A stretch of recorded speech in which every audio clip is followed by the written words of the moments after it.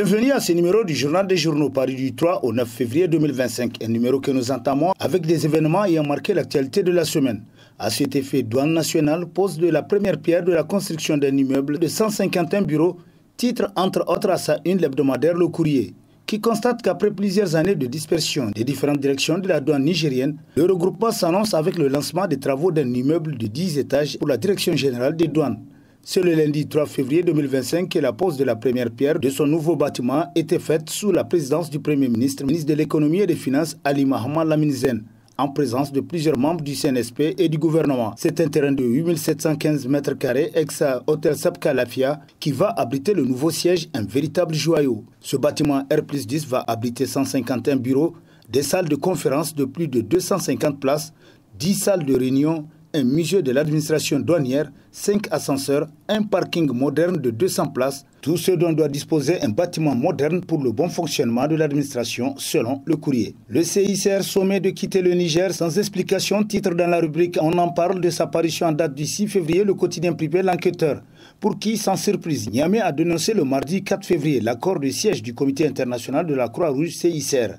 En conséquence, le gouvernement a ordonné la fermeture immédiate des bureaux de l'ONG ainsi que le départ de l'ensemble de son personnel expatrié. Les autorités n'ont avancé aucun motif pour justifier leur décision. Le même mardi 4 février a coïncidé avec la publication d'un rapport de l'ONG sur ses activités au Niger pour le premier semestre 2024. Il y ressort notamment que 120 000 personnes victimes de conflits armés avaient bénéficié de soins de santé grâce à l'intervention du CICR. Active depuis 35 ans au Niger, cette ONG avait établi une présence dans les régions de Difa, Tawa et Tillabéri. Cette expulsion rappelle la suspension en novembre dernier de deux ONG humanitaires, APBE et ACTED, sans que les raisons ne soient communiquées officiellement, conclut l'enquêteur. Le Niger entre dans l'histoire première nation africaine à éradiquer l'onchocercose, titre dans la rubrique à la une de sa parution en date du 3 février, l'hebdomadaire Niger Times, pour qui le Niger a franchi une étape historique dans la lutte contre les maladies tropicales négligées en devenant le premier pays africain à éliminer l'onchocercose, également connu sous le nom de cécité des rivières. Une victoire retentissante, fruit d'un engagement constant et de stratégies déployées sur plus de 4 décennies. Pour commémorer cet exploit, une annonce officielle a été faite le 30 janvier 2025 à l'hôtel Bravia sous le haut patronage du ministre de la Santé publique, nous apprend le journal d'après qui une célébration plus large est prévue ultérieurement. Cette victoire historique du Niger ouvre de nouvelles perspectives dans la lutte contre les maladies tropicales négligées en Afrique. Elle démontre qu'avec une volonté politique forte, des stratégies adaptées à une mobilisation communautaire, il est possible d'éliminer ces maladies qui affectent des millions de personnes, conclut Niger Times. Indiscrétion dans les milieux bancaires de la place, le mystérieux dépôt de 200 millions de l'épouse d'un patron dans une banque de la place, mais aussitôt retiré, s'exclame l'hebdomadaire satirique Le Canard en furie, qui nous apprend que l'affaire avait commencé à s'ébriter entre femmes de bon mari lorsqu'une épouse d'un grand patron a fait un dépôt en espèces sonnantes et trébuchantes de la coquette somme de 200 millions de francs CFA. Naturellement, pour des dépôts de tel montant, la banque domiciliaire doit aviser les services compétents, notamment la CENTIF. Et lorsque cette chère et choyeuse épouse avait effectué ce dépôt de 200 millions, l'alerte avait été donnée. Quelque temps après, l'intéressé était revenu retirer toute la somme, du fait sans doute de la haute position politique de monsieur le mari. Tout de même, la procédure aurait dû continuer pour savoir d'où provenait cet argent et comment il avait été acquis et par qui, constate le satirique qui nous apprend qu'or net l'affaire a été étouffée. En tout état de cause, fondée ou pas, cette affaire montre bien que l'on n'en a pas encore terminé avec certaines pratiques tant décriées ces dernières années dans le pays. Surtout à un moment où l'on demande aux citoyens de se serrer la ceinture jusqu'aux intestins et de continuer à alimenter le fonds de solidarité pour la sauvegarde de la patrie, conclut Le Canard en furie. Le ministre des Transports relève une tentative de surfacturation portant sur plus de 30 milliards de francs CFA sur un projet de construction d'une route, titre entre autres à sa une l'hebdomadaire satirique La Griffe, qui nous apprend qu'à l'occasion de son interview bilan, le ministre des Transports et de l'Équipement, le colonel Salissou Mohamed Salissou, a fait une révélation sur une tentative de surfacturation portant sur plus de 30 milliards de francs CFA dans le cadre d'un projet de construction d'une route. Du reste, ce n'est un secret pour personne que sous le régime de la Renaissance, la surfacturation était très répandue dans les différents marchés pour l'acquisition des biens et services au profit de l'État.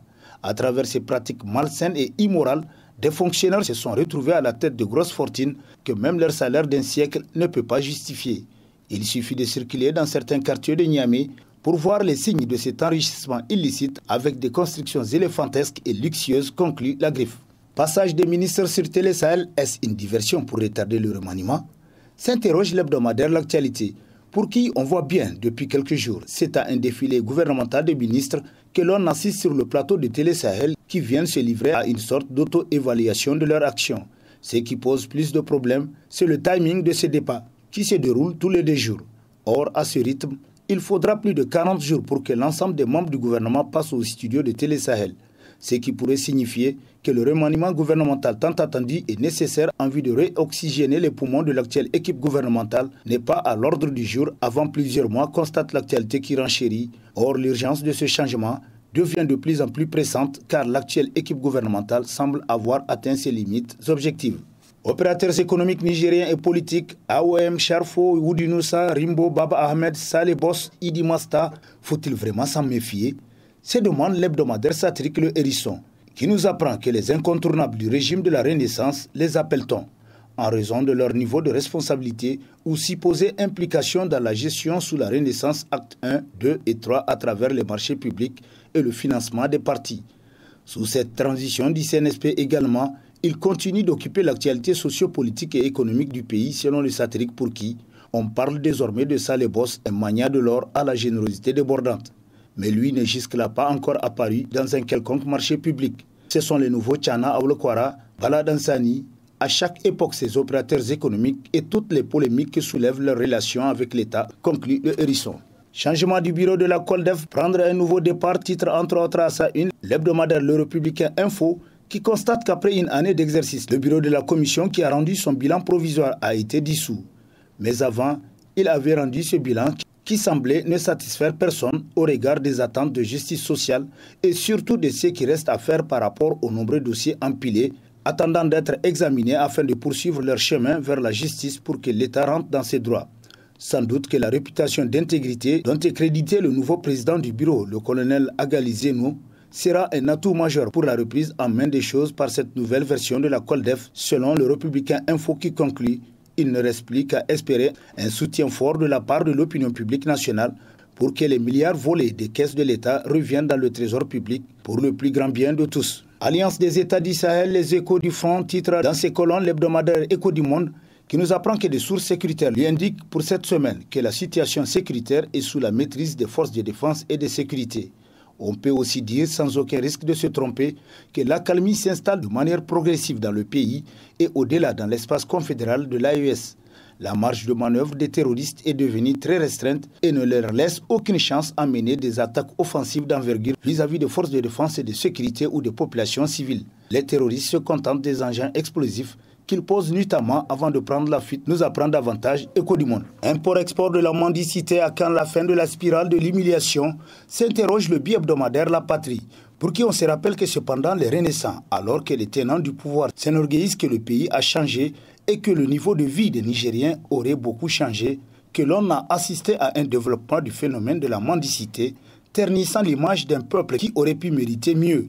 Pourtant, le régime militaire avait tout fait pour appeler tous les Nigériens à vivre dignes, à accepter de consentir l'effort et le sacrifice s'il le faut pour se battre dans la vie et gagner une vie. C'est alors qu'on avait cru que les uns et les autres ont compris le message que l'on apprenait il y a quelques jours que d'autres mendiants nigériens sont chassés du Sénégal selon La Patrie.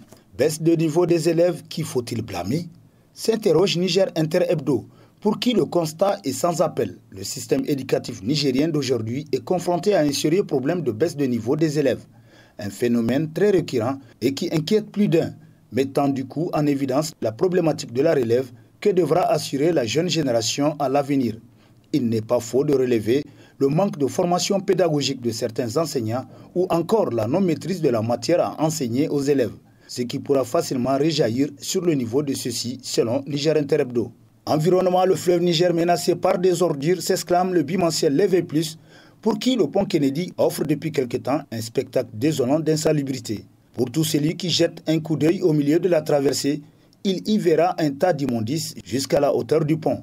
Visiblement, ces ordures qui polluent l'eau du fleuve, tant pour les espèces animales que pour les humains qui la consomment, sont versées à partir du pont. Qui sont les auteurs?